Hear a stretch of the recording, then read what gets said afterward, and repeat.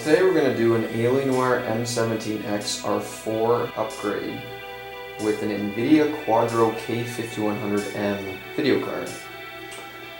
So, before you get the card and want to do the upgrade, you're going to need to do a few things. So first you need to get an ESD kit.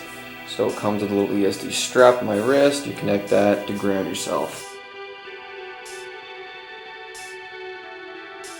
You also need a screwdriver. There's some screws in the system you have to remove to open it up and to take the old card out and put the new one in. You also need the 330 watt AC adapter here. Once you have all that stuff and you want to do the upgrade, you need to update your BIOS to BIOS A12. You can do that, get the BIOS from Dell's website, and we'll put a link in the description of the video with some instructions on how to do that. Drivers. I'll put a link in the video description. So what you'll do is you're going to download those drivers. Do not install them. You're going to uninstall your old ones. Then you're going to do the upgrade, put the new card in. When you turn the system back on, you will then install the driver that you downloaded. Now, the kit you're going to get from us is going to have the K5100M card in it. It's going to have the X bracket on the card so that you can screw it down to the heatsink. You're also going to get some thermal paste.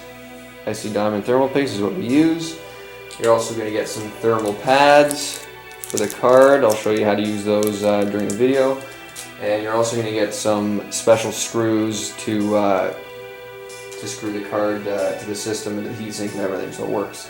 Alright, so let's get started. So just to start off with, you're going to have to close your lid and flip your system over. Make sure you remove the AC adapter. And we're also going to have to remove the battery. Okay, so now when the system is upside down, you'll see two screws here and here. Remove those two screws and the bottom panel slides back and off. Now here is the fan, heatsink, and card. So I'll zoom in on those areas to show you what you have to do next. So here's the fan.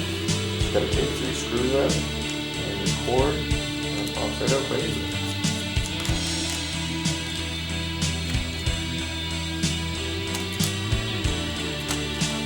Now I'm zoomed in on the heatsink.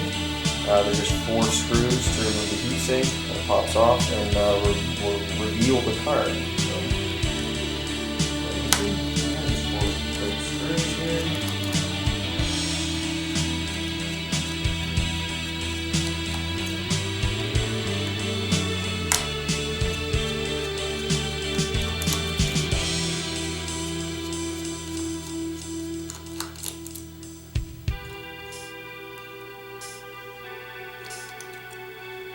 So now that we've revealed the card, just 2 quick screws and the card pops out.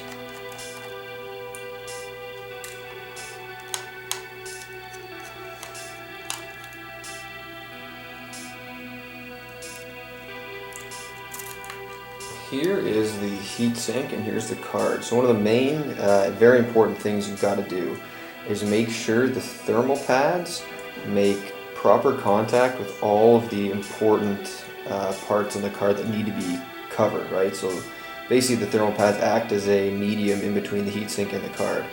I'll include a photo in this video showing you which parts of the card that need to be covered.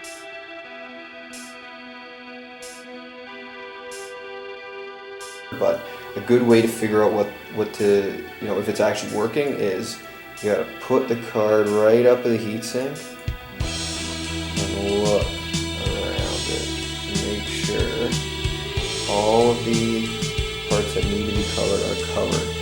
So we're good with this one. This is also one of the main things once you install a card.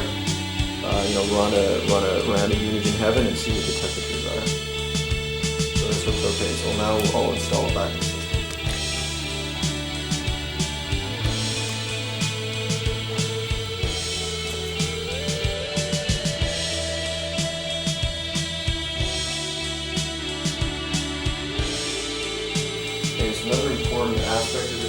process is proper thermal paste application to the die right there.